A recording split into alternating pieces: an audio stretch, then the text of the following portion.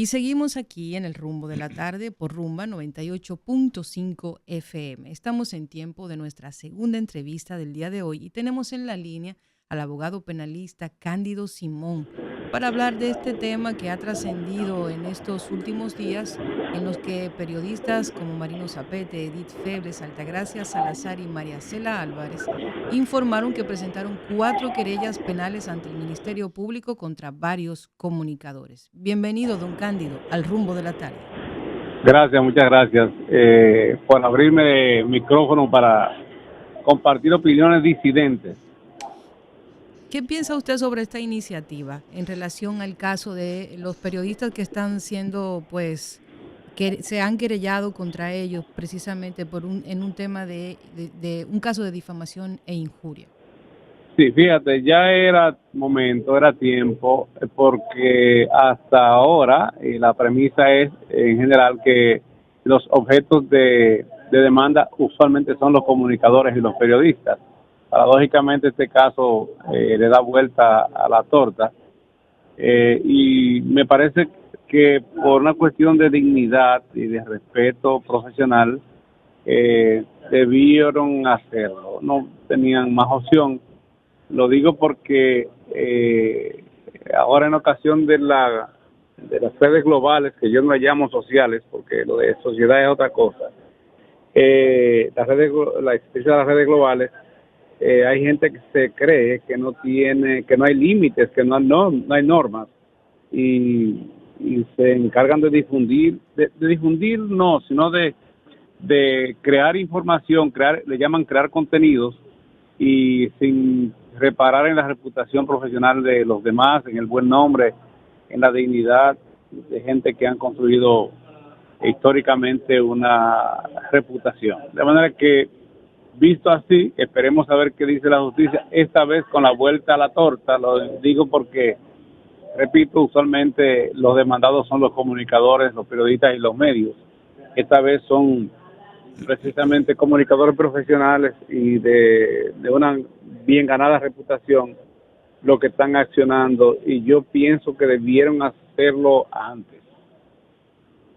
Yo lo que pienso es, Cándido, no sé qué tú opinas, que como que se ve feo. Es como periodistas versus periodistas, o comunicadores, porque todos los que están demandando también no son periodistas. Comunicadores y periodistas versus periodistas y comunicadores. Déjame decirte que, Rudy, es que no todo el que hace... No he dicho que sea malo lo que están haciendo, estoy diciendo claro, como que... Pero se ve feo que también ellos se quedaran de brazos cruzados. No, claro. Cuando quedó evidenciado que era una falsía, que fue un tema creado, tú ves. Eso es lo primero. Lo segundo, eso es un tema, por una parte. Y por otra parte, Rudy, fíjate, para hacer locución, comunicación, antes se requería hacer un cursillo, usualmente en la calle El Conde, donde Pita Luga, ¿lo recuerdas? Después tú irte a un con comunicadores como Norma Graveley, hacer un ensayo, hacer una práctica, y entonces buscarte una autorización de la Dirección General de Telecomunicaciones, que era en el momento. Y cuando no, y para ejercer el periodismo o tener una gran práctica como la tienes tú, como la tenía don Rafael Herrera, como la tenía, o sea, gran práctica en el periodismo, digamos, como profesión. Y lo tercero es hacerse profesional de periodismo, estudiando comunicación, que la única escuela que existía era la de la UAS. Ahora, de manera que fíjate que había unas condiciones. Ahora, cualquiera toma un microfonito, se lo cuelga en un botón, una camarita, que crea una tramoya en una esquina de su casa, su apartamento, y comienza a despotricar reputaciones. Yo pienso que, con toda honestidad te digo, eso debe regularse. Y quizás la vía tal vez no sea necesariamente la sede judicial, pero cuando tú no tienes opción, tienes que responder. Yo te lo digo porque solo imagínate que mañana se le ocurra a una señora como esa que anda vociferando cosas ahí contra todo el que le parece, atacarte tu reputación y tu dignidad profesional. Por ejemplo, una gente con la formación y el historial que tú tienes. O sea, eso hay que responderle. Y como no hay otro mecanismo más eficaz y más eficiente, aparentemente, que el Sede Judicial, pues a mí sí me parece que ellos tenían que tomar medidas, a pesar de que creo que Arrendal me parece que es la persona que subió la información. Me parece que es la persona que subió la información. Sí. Se habría disculpado públicamente, no sé cuántas cosas, pero ya aquellos a para y batea que habían tomado la información comenzaron a asumir como verdad cosas que evidentemente no fueron ciertas. Ahí se da un debate muy interesante, doctor, porque la libertad de expresión es un derecho fundamental de todos los seres humanos. Los medios de comunicación creo que cayeron en una trampa, los medios de comunicación formales, a acercarse tanto a los medios de comunicación digital que la gente es quien debe tomar la decisión final de en qué cree o de cuál es realmente la veracidad del medio que consume. Entonces, la gente debería tener la forma de discriminar lo que es información y lo que es entretenimiento. Y entonces los medios de comunicación formales, en búsqueda de subsistir, migraron a los medios de comunicación digital o extendieron su alcance a ese nivel. Y entonces comenzaron en cierta forma, a validar a esos medios de comunicación como una fuente de información verídica, cuando no todo el que tiene el derecho de comunicar por esa vía, y lo tiene por su derecho de expresión, no necesariamente tiene el alcance de un medio de comunicación. Entonces, en esa delimitación ahí hay un debate interesante, porque en este caso particular tenemos que están demandados comunicadores y lo están demandando comunicadores. La pregunta que me surge, ¿los antecedentes en este tipo de casos dependen de la ausencia de prueba o se tiene que hacer una investigación para poder determinar si realmente lo que se declaró públicamente por Arrendel tiene una validez o simplemente es una mentira? Sí, mira,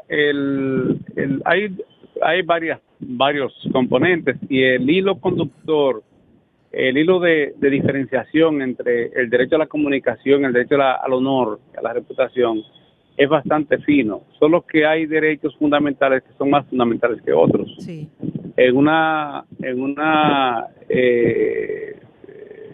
derecho a la dignidad y el derecho a la reputación, al buen nombre, son componentes del derecho a la dignidad, son más derechos hasta que el derecho a la vida, porque son valores, tú ves. Fíjate que lo estoy diciendo de manera un poco sensitiva. No, pero es verdad. Sí, o sea, hay derechos fundamentales que son más fundamentales que otros. Y el derecho a la libertad de expresión de lo que piensas, de lo que sabes o de lo que sientes, tiene unas limitantes que es el derecho a la dignidad. Sí. Ahora bien, respecto de los medios tradicionales, hay un hilito muy finito entre eso de mantenerse en sedes de comunicación tradicional y entrar al área de lo que yo le llamo las redes globales, para un criterio que viene creciendo para sustituir el tema de las redes sociales que no son necesariamente sociales nada. Hay un hilo conductor muy fino. Ahora, lo que sí es que hay que buscar la manera, a pesar de la velocidad que llevan las redes estas globales o digitales, hilar muy fino y buscar en la medida de lo posible confirmar la fuente. Y si no, cuando no puedes hacerlo, porque si no lo haces, entonces te queda detrás y te dan lo que en periodismo se llama el palo periodístico. Por lo menos utilizar palabras de supuestamente, presuntamente, alegadamente, es decir, por abrirse el espacio para la duda, dejar el espacio para la duda, ¿tú ves? Pero lo que pasa es que en algunos de esos jóvenes, algunos de ellos, primero no tienen control en el uso del lenguaje, no hay control. Segundo, asumen como verdad matemática una información aún en ocasiones a sabiendas de que ellos son creaciones de contenidos. En ocasiones crean información falsa para subir contenidos, y eso tiene una real malicia que se llama rentabilidad, porque eso es para ganar dinero, ¿tú ves? O sea, en la medida que tú creas contenidos, aunque sean falsos, o difundes información que sea falsa y sabiendo que son falsas, en esa misma medida, estos organismos y plataformas, si suben mucho la difusión, o mucha gente entra a verte, pues te pagan dinero por eso. Consecuentemente, de alguna manera, es una real malicia contenida. Ahora bien, si una información surge, aún en esos medios, ellos y los demandan, ellos tienen el derecho a presentar como las pruebas de la verdad, Sí. que es la excepción de la verdad. Eso existe aún en redes digitales, porque en definitiva es en el sistema de justicia penal donde van a verse. Esto viene a propósito de, y lo voy a decir como lo estoy pensando, por eso dije que voy a compartir con ustedes opinión de disidentes, Sí. del proyecto de regulación del derecho a y la libertad de expresión. El proyecto de El ley que crea el nuevo. Instituto Nacional de la Comunicación. Correcto. Fíjate qué componentes tiene eso. Primero, algo había que hacer, algo hay que hacer. Y los estados han tomado la decisión de hacer algo al respecto. Porque no es posible que ustedes tengan controles, tengan regulación y ellos no. Sí. Porque entonces hay una desventaja, hay una desigualdad entre ustedes, que tienen unos límites, que hay unas normas, la ley 6132, que tiene unas normas que de alguna manera son de garantías para ejercer el derecho, pero hay un componente que se ataca la dignidad de la gente con real malicia, con intención de hacer daño de manera deliberada. Entonces tú tienes una responsabilidad. Usted me va a decir, bueno, y este proyecto precisamente lo que va es a buscar la manera de regular la comunicación por vía de esas plataformas. Alguien dijo que lo incorrecto era que lo que parecería inconstitucional es regular. Es que la Constitución de la República dice, la propia Constitución del año 2010, que después que pase la marea de las disidencias políticas, esa cosa, así como la de 1963 llamaron la Constitución Juan Bosch, yo pienso que la de 2010 habrán de llamarle a posteriori de Constitución Leonel, porque transformó el servicio del Estado. Y en esta Constitución se establece que solo por ley orgánica se podrán regular los derechos fundamentales y las garantías. ¿Sabe qué significa eso? Que se pueden regular. ¿Es prohibir? No, es establecer normas de cómo comunicar y establecer cuál es la extensión y los límites para usted comunicar por esa vía, incluyendo la capacitación y el control de esas palabras hirientes y esos ataques a la reputación, muchas veces sin tener usted las evidencias de lo que está difundiendo, con un agravante, impactan. Doctor. Para decirlo más derecho, si me disculpa, Claro. Muchos de esos medios impactan más que cualquier medio tradicional. Pero claro, y lo hacen con ese propósito. El morbo. Para ganar el morbo. La gente le encanta el morbo. Entonces es para ganar dinero. O sea, no es simplemente por diversión. No. Eso no es entretenimiento. Es para ganar dinero. Ahora, hay un detalle con respecto a esa ley que yo quiero compartirles. Primero, vamos a ver la parte buena. Constitucionalmente, el Estado tiene la facultad el Congreso tiene la facultad de regular derechos fundamentales. Es una garantía fundamental, la garantía de derecho a la libertad de expresión. Segundo, en ese proyecto, por primera vez, en todos los que he tenido la oportunidad de estudiar, de muchos que han presentado en el Congreso, por primera vez no establece sanción de privación de libertad. Primer proyecto que yo conozco que suprime la privación de libertad. ¿Por qué? Porque la Comisión Interamericana sobre Derechos Humanos ha emitido opiniones consultivas diciendo que cuando en una ley se establece la posibilidad de que te lleven a la cárcel como consecuencia de tu haberte expresado en un medio o haber difundido a través de un medio de estos información que pueda atacar la reputación de alguien, eso implica una modalidad de censura previa, Sí. porque tú estás amenazando con llevar a la cárcel a un comunicador, a un periodista o a alguien que difunda una información. Entonces, por esa razón se estaba abogando en los organismos internacionales de derechos humanos por suprimir la sanción la privación de libertad como sanción penal. Y este es el primer proyecto que yo conozco, y ustedes, Rudy, ustedes me podrán corregir al respecto, porque ha accedido a muchos, y es el primero que conozco en que no se establece la privación de libertad. Y ya eso es un avance. Otro aspecto importante es que pretende instaurar el acceso a la Internet como un derecho humano. Eso es avanzadísimo. Sí. De hecho, eso se venía discutiendo en algunos organismos internacionales sobre derechos humanos como el derecho, un derecho de la humanidad, inherente a la persona humana poderse comunicar por la vía de la Internet. Ese proyecto lo prevé. Un tema que me parece a mí que sí debe mejorar en el Congreso es que establece las faltas graves como un mecanismo de sanción, como un precedente para la sanción, pero no te describe de manera muy concreta en qué consisten las faltas graves.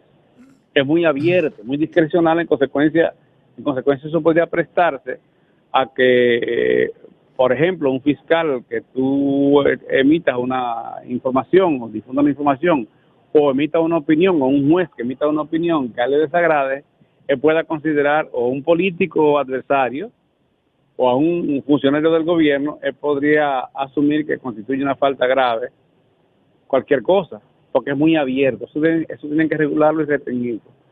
Y yo pienso, repito, y voy a insistir que es momento de que se le pongan normas que regulen el derecho a comunicarse por vía de esa plataforma. Y otro componente importante que tiene es el siguiente, que las plataformas podrían ser responsables. Eso es importantísimo, pero muy importante. Hay un caso precedente aquí en el país de uno de esos jóvenes que emite muchísimas palabras hirientes, quizás el más influyente de esos medios alternativos, que un señor que fue militar, creo que de apellido Guerrero, que hace corrupción al desnudo, se puso para él. Y en un momento determinado, y él no le hacía caso, no ponía atención. En un momento determinado, ese señor mencionó a su esposa, a la esposa de él y a su hijo. Y este joven, comunicador, lanzó una acción judicial y puso en causa la plataforma, creo que a YouTube. Y la plataforma, los propietarios de la plataforma le prohibieron al señor Guerrero que mencione el nombre de esa señora o de ese joven, del niño. O sea, y a partir de ahí él siguió dándole a este comunicador, pero no, se le prohibió mencionar el nombre de esa señora y del niño, y con la aprehensión de que si lo hacía, entonces iban a sacarle el programa del aire. Y este proyecto prevé esa posibilidad, porque sí créanme que así como hay límites para hacer comunicación por la vía tradicional, y los comunicadores y periodistas tradicionales tienen digamos que autolímites, aunque lo hagan a través de las plataformas, de ese mismo modo yo pienso que había que ponerle por lo menos una regulación. Yo no, lo que recomiendo finalmente es que nos permitamos asistir al Congreso cuando hagan las vistas públicas, deben ir a vistas públicas, para que hagamos aportes de lo que falte antes de comenzar a decir que es una ley mordaza, que es un proyecto de ley mordaza, porque de hecho ahí fue consultado el Colegio de Periodistas, que formaba parte de la comisión. Quien redactó o quien coordinó la redacción de ese proyecto fue Nanfi Rodríguez, uno de los juristas del país mejor formado en derecho de la comunicación del país. Incluso escribió un diccionario sobre, además de que ha escrito varios libros sobre el tema de derecho y prensa, ha llevado varios casos interesantísimos. Creo que fue quien coordinó, sin creo, y llevó aquella acción al Tribunal Constitucional mediante el cual se suprimió la responsabilidad penal en cascada. Correcto. De tal manera que los directores de medios no tengan por qué ser responsables por lo que se difunda, por lo que produzca un periodista. Y escribió un libro sobre un diccionario sobre jurisprudencia constitucional. O sea, INANFI fue que coordinó esto y además de que también los directores de los medios de prensa, varios periodistas muy reputados, no sé si alguno de ustedes participó en esa comisión, y de esos jóvenes de youtuber también participaron algunos líderes. Fíjense que algunos no han dicho nada, porque ellos participaron y trabajaron en ese proyecto. Recuerden que se ha presentado uno anterior, el presidente debió retirarlo, y entonces le formó una comisión para presentar este proyecto. Yo lo que pienso es que debemos ir al Congreso para hacer algunos aportes de que se mejore lo que falta por mejorar. Doctor, en el caso, por ejemplo, de esto, perdón, de esto que está sucediendo con estos importantes comunicadores que han decidido querellarse, yo creo que precisamente evidencia que existen las herramientas legales para contrarrestar esa forma de comunicar que se establece, que todos estamos de acuerdo de que no es la correcta, de difamar, de un lenguaje totalmente soez para dirigirse a la audiencia, que bien puede ser desde un niño hasta un adulto. Yo estoy de acuerdo con que se debe tomar en consideración porque esa discúlpeme, etapa. no tiene horario, porque en cualquier horario te lo suben al celular. No hay regulación de contenido en esas redes sociales, pero precisamente lo que está pasando con estos comunicadores evidencia que tenemos las leyes para perseguir esa práctica y que este nuevo proyecto de ley, lejos de brindar más herramientas, en realidad yo creo que quita herramientas que ya se han conseguido. En el caso particular, a mí me preocupa que para las plataformas digitales se cree este nuevo organismo que estaría adscrito al Ministerio de Cultura, que es un ministerio cuyo funcionario principal, cuyo cabeza lo nombra el presidente de turno. Entonces, ahí surge un conflicto ético bastante evidente.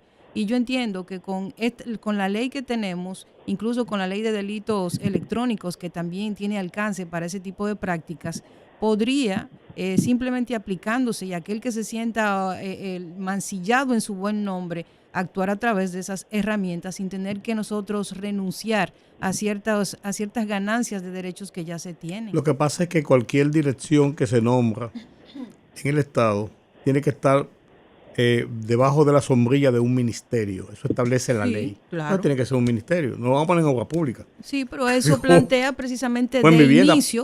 Pero si me disculpan, miren, hay comparto el criterio de que al final termina la parte operativa bajo la égida de un organismo del Poder Ejecutivo, de la Administración. Ahora, fíjense que hay organismos autónomos y además en este proyecto se establece que sea el Congreso de la República quien designe al director. Lo mismo que pasa con el Defensor del Pueblo. Lo mismo que sucede, que tiene autonomía, incluso operativa y presupuestaria. Lo mismo sucede con la Defensoría Pública, que tienen autonomía dependientes de la Suprema Corte de Justicia y ya hace un tiempo importante que no, ya han estado desempeñando su función. Quizás ese sea uno de los temas que deba mejorarse de tal manera que el mismo organismo formado por el Congreso de la República sea el que tenga su autonomía en la parte ejecutiva, en la parte operativa, para que no dependa del Poder Ejecutivo, porque eso precisamente se presta a malquerencias políticas o de funcionarios que les disguste una información que se difunda o que, como hay uno que anda disgustado por ahí, querellándose contra todo el mundo y suprimiendo y demandando gente. Bueno, ese es un tema. Otro tema es el Indotel, por ejemplo. Si bien el director general es designado por el Poder Ejecutivo, pero el Indotel lo dirige un organismo colegiado, en que en la toma de decisión, a pesar de que no lo parece, el director ejecutivo no no participa en la toma de decisiones, implementa decisiones. Aunque en la práctica es otra cosa, pero se lo estoy diciendo, que me parece que sería mejor que por esa vía se operativice el tema en vez de porque es colegiado, pero el Ministerio de Cultura es un secretario del presidente de la República.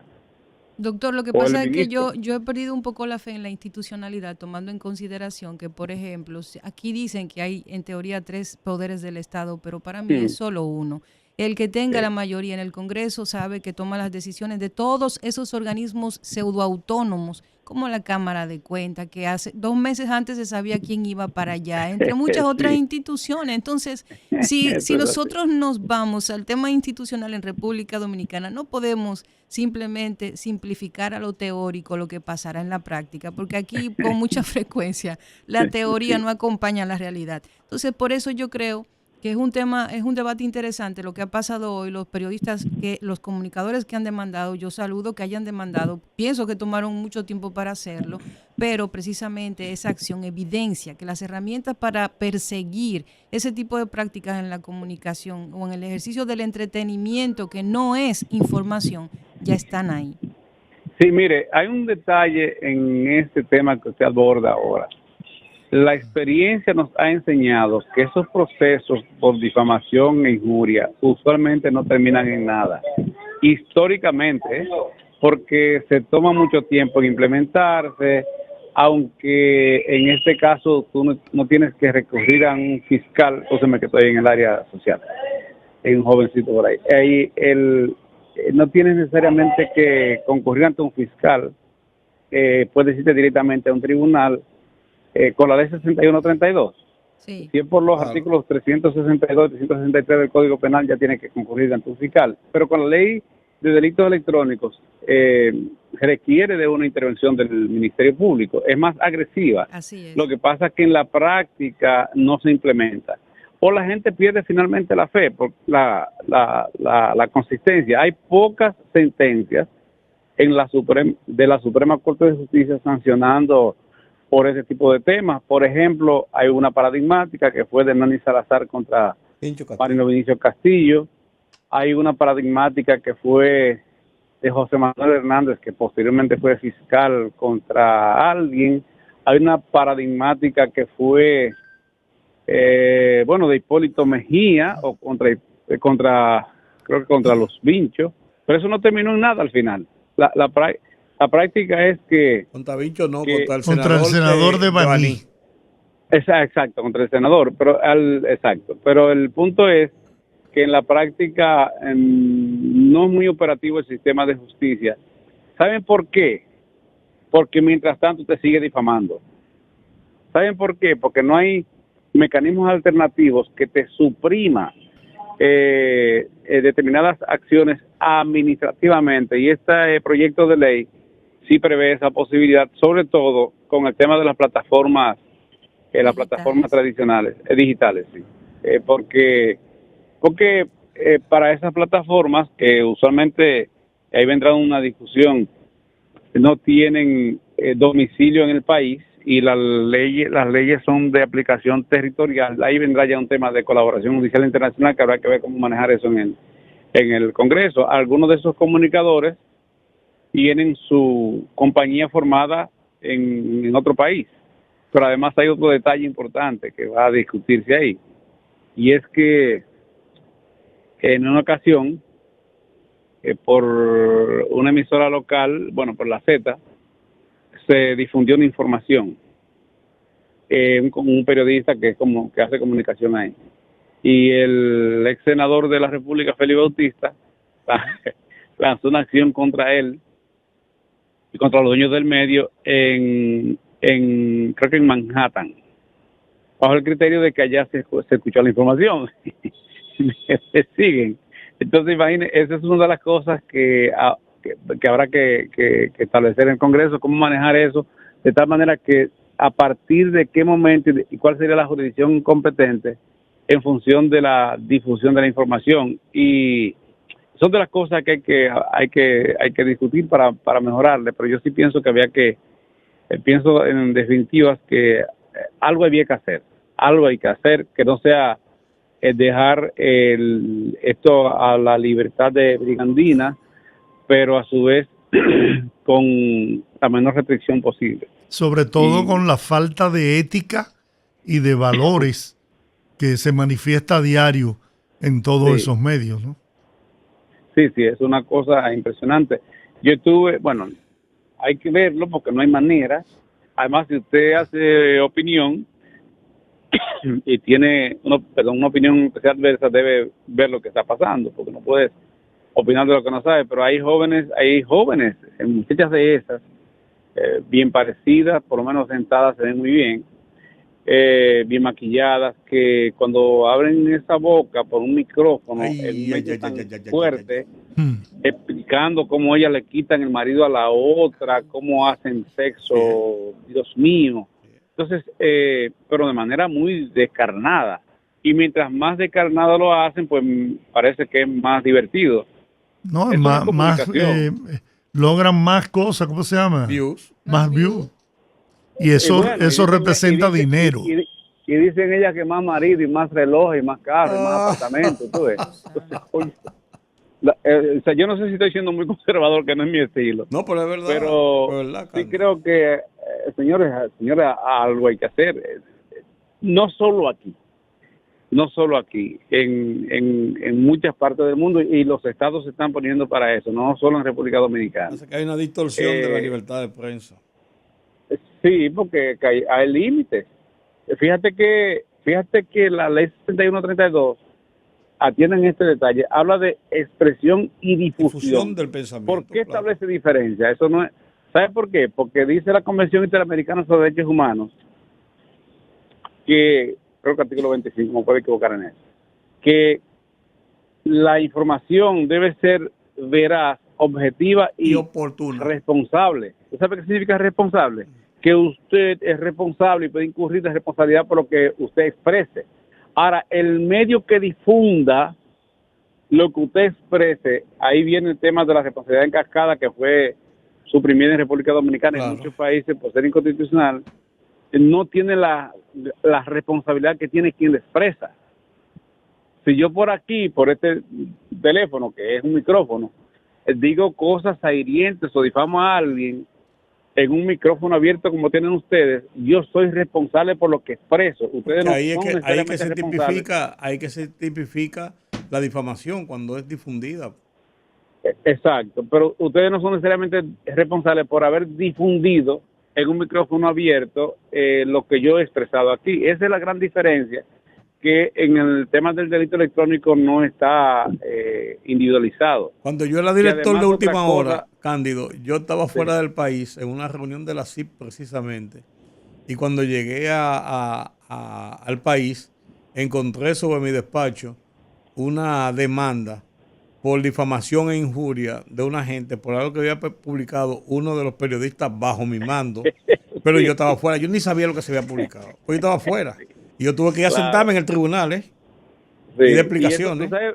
tú sabes que eso se creó, Sí. eso se creó fue Tenía para un los sentido, periódicos impresos. No, pues tenía un sentido, Era para que nosotros los directores, me estoy poniendo en el caso de cuando yo era director del medio, tuviéramos la responsabilidad de no permitir que se pasaran esas cosas y no decir, no, eso fue fulano de tal que lo escribió. O sea, tenía un sentido, porque también había un sentido de irresponsabilidad en algunos ejecutivos, en ese sentido.